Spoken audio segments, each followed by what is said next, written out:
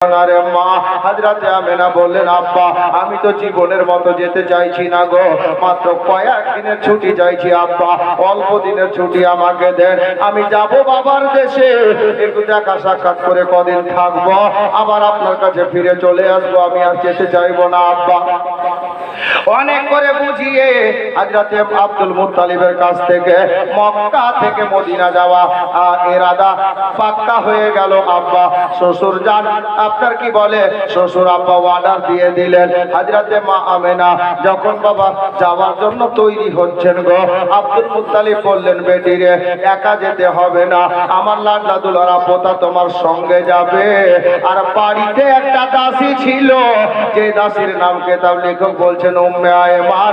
উম্মে আয়মান দাসীকে সাথে নিয়ে মদিনাতে যা রে, ইয়াসরিব শহরে যা রে, বাবার দেশে যা রে বেটি আমেনা। এই করে বাবা ওই দাসীটাকে সঙ্গে দিয়ে দিলেন।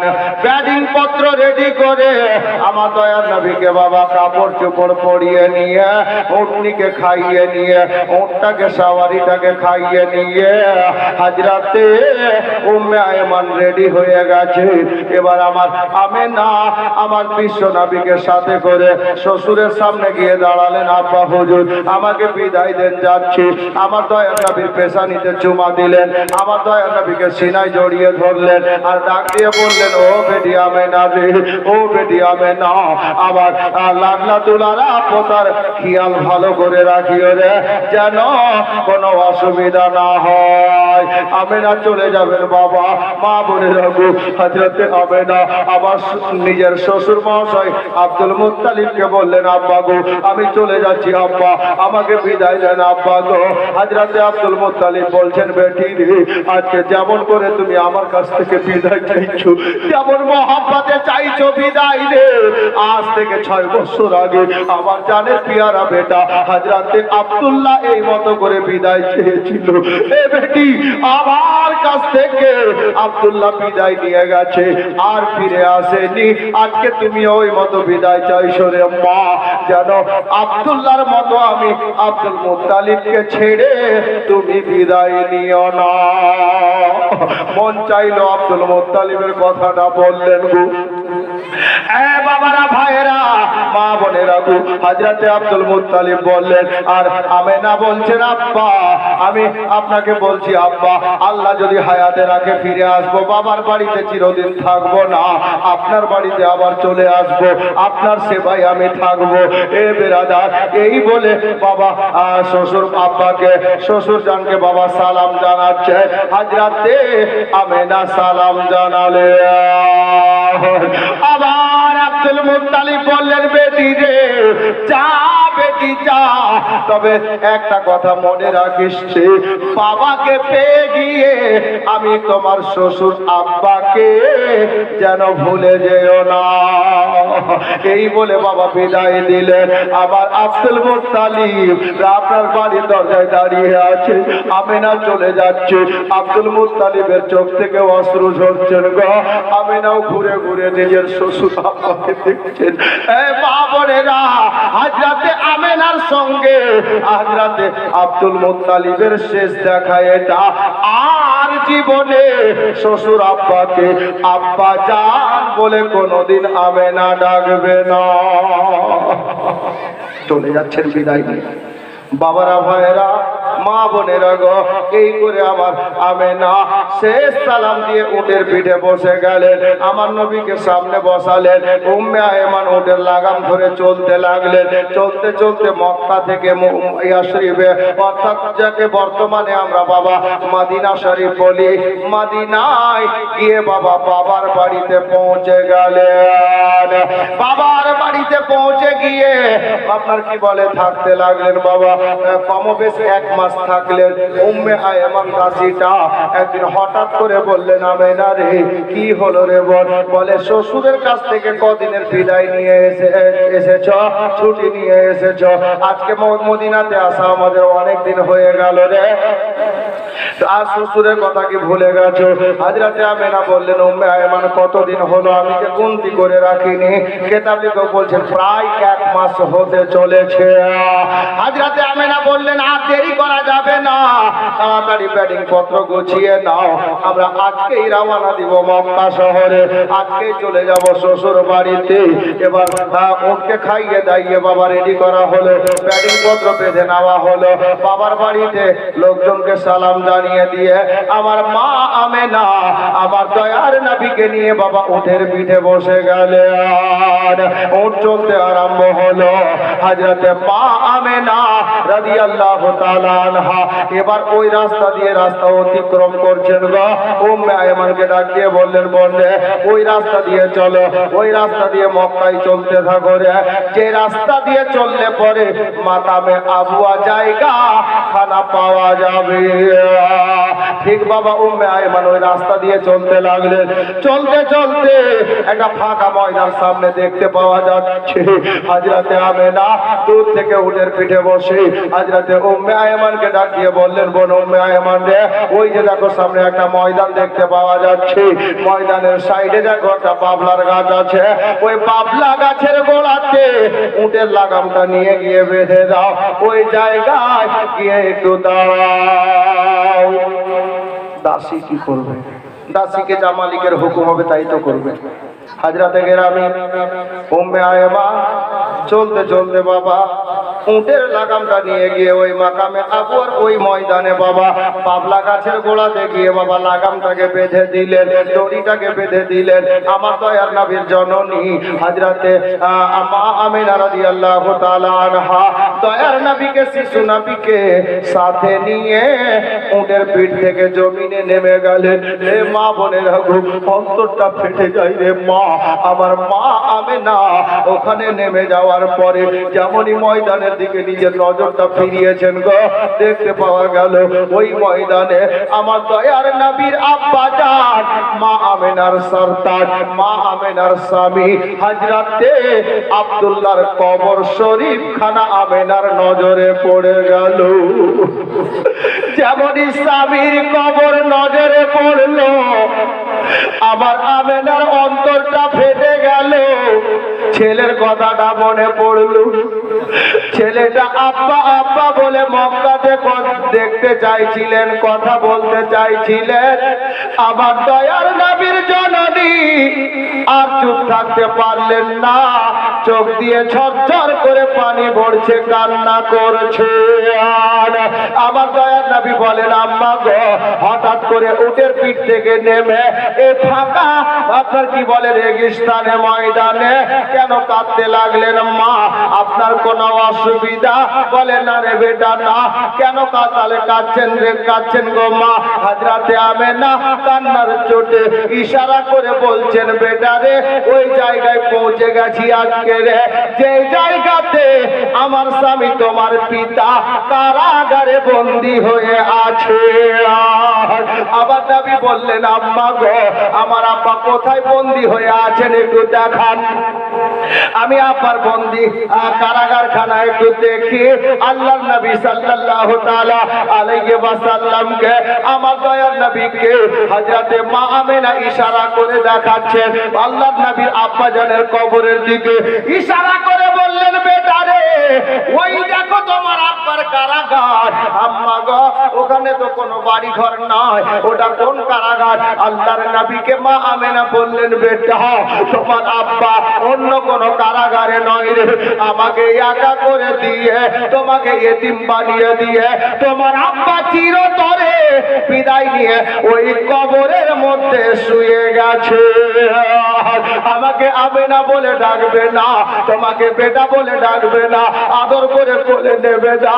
যাও তোমার আব্বার সাক্ষাৎ করো। এ মা বাবার আপনার কি বলে অসম্মানী কারণেওয়ালা ছেলেরা গো, আমি সমস্ত জওয়ান ভাই দাদাকে বলবো, যাদের মা বাবা বেঁচে আছে বলবো, আমার নবী যেমনই আব্বার ইন্তেকালের খবরটা পেলেন, আমার নবীর অবস্থা কি হয়েছিল গো?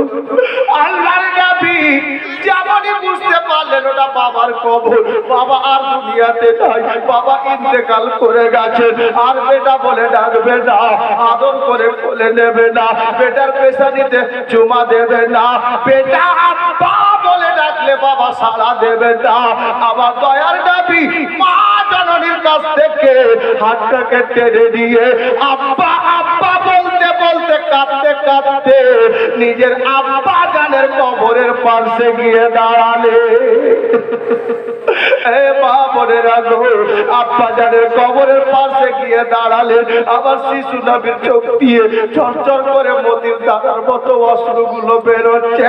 আল্লাহর ফারিস্তারা হুর গেলে মানে না, আল্লাহর কাছে কান্না করছেন, আল্লাহ গো, ও গো মাওলা, আজকে কি ঘটে গেল গো? আপনার প্রিয় নবী আব্বা আব্বা বলে কাঁদে, আমরা ফারিস্তারা যে সইতে পারি না। এ বাবারা ভাইয়েরা, আমি আগে বলবো রে ভাই, একটা জওয়ান ছেলে বলো তো, নিজের বাপের নামে 500 টাকা আল্লাহর ঘরে কে পারবে গো? আমার নবী আব্বা বলে কাঁদছে। ওই দেখেন একজন আল্লাহর বান্দা বাপের নামে 500 টাকা দিয়েছেন। একজন আর কেউ বলেন তো যে আপনার বাবা জিন্দা আছে, আপনার বাবা যেন বেশি দিন বেঁচে থাকে। আমার নবী আজকে আব্বার জন্য কাঁদছেন গো। আব্বার এতিম নবী আমার। এ বেরাদার, মায়ের পেটে আব্বা হারা হয়েছে, একটা কোনো ভাই আর বলেন আপনার বাবা যদি বেঁচে থাকে আল্লাহ যেন বেশি দিন বাঁচিয়ে রাখেন। এ দেখেন বাবা প্রেমিক ছেলে, বাপের নামে 500 টাকা দিয়েছেন। এ বাবারা, মা বোনেরা গো, দেখুন আর একজন 500 টাকা দিয়েছেন। একটা মা বোনকে বলবো নিজের বাপকে স্মরণ করে নিজের আব্বাকে। সুবহানাল্লাহ, নারে তাকবীর। ভাই চলবে না বাপ, কত আছে ভাই? 500 টাকাই আছে, আমি বুঝে গেছি। একজন দেখুন 500 টাকা দিয়েছে নগদ। আমার হাতে একটা দান এসছে হাজরাত। হাইরে বাপের প্রেমিক, আহ হাইরে বাবার প্রেমিক। একটু নারাটা আমার সঙ্গে লাগা, নারে তাকবীর, নারে রিসালাত, সরজমিনে আলীপুর। সুবহানাল্লাহ। দেখুন বিনা নামে বাপের নামে নগদ একজন আল্লাহর ঘরের জন্য 5051 টাকা, 551 টাকা, 5551 টাকার দাতা বলে জিন্দাবাদ। আল্লাহ যেন আমার আব্বাকে নবী পাকের ওসিলাতে, আলে নবীর ওসিলাতে, নবীর মাহফিলের ওসিলাতে যেন জান্নাতবাসী করেন। সকলে বলি আল্লাহুম্মা আমিন। দোয়া একসঙ্গে সবার জন্য হবে ভাই, মনে কিছু করিয়েন না। তবে একটা মা খালা পারবেন না 500 টাকা দিতে গো নিজের বাপের নামে? পারবেন? একটু ইশারা করেন তো খালা, নিজের বাপের নামে। সাহিল, কোন দিকে আছিস ভাই? ওদিকে আছে নাকি সাহিল? ওদিকে আছে। একজন কোন মা খালা 500 টাকা একটু ইশারা করবেন না? পারবেন? রাতও অনেক হয়ে গেছে। সাহিল রাগ করে বাড়িয়েছি নাকি রে ভাই? ও এদিকে আছে, ওই ছেলেটা জানতাম, ভাবছি ওইটাই সাহিল আছে। আচ্ছা সাহিল আছে ওদিকে, হ্যাঁ দেখে নিয়েছি, মাশাআল্লাহ। ওইদিকে দেখ, একজন কেউ বলো 500 টাকা মা আমার নিজের বাপের নামে। হ্যাঁ গে, বাপ আমাদেরকে দুনিয়া দেখিয়েছে। হ্যাঁ সুবহানাল্লাহ। নিজের বাপের নামে আজকে 500 টাকার কোরবানি দিতে পারবেন না? আমরা তো কিছু করতে পারি না। আল্লাহর ঘরের জন্য একটা মা খালা 500 টাকা পারবেন না গো? সুবহানাল্লাহ। পারবেন? কেউ পারবেন? কোন মা কোন খালা একজন না? আচ্ছা যদি এটা ভারী হতে 1 বস্তা সিমেন্ট দিয়েন পরে বলেন তো। এই দেখো ওদিকে সাইড দেখো, একজন 1 বস্তা সিমেন্ট দিয়ে যখন মসজিদের কাজ চালু হবে তখন দিয়ে দিন। পারবেন? নামটা জানো তাড়াতাড়ি। এই কমিটির ছেলের মধ্যে একটাই সাহিল আছে নাকি? আর কেউ যাও নাকি ভাই ওদিকে? হ্যাঁ একটা ব্যাগ করে সিমেন্ট বলেন তো খালা, মা আমার, বোন আমার, বেরাদার ওদিক থেকে আসতে দেন। বালি 2 ট্রাক্টর হয়েছে কাল থেকে, রাত থেকে। সিমেন্ট কিন্তু অতটা হয়নি, কালকেটা পূর্ণ হয়ে গেছে।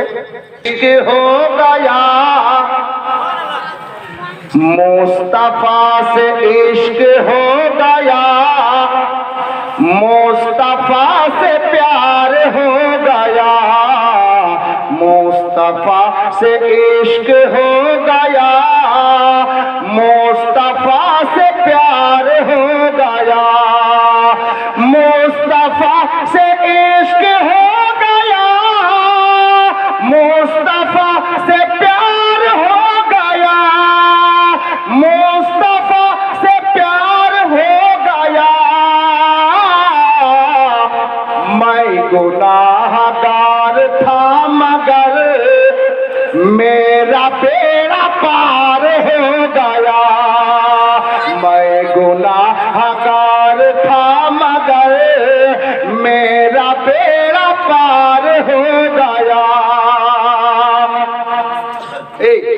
একটা ছেলে বলতে পারলো না,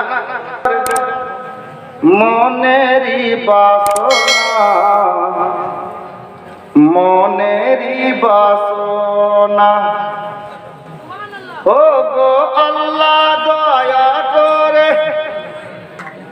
বিড়ি বন্ধ করো না।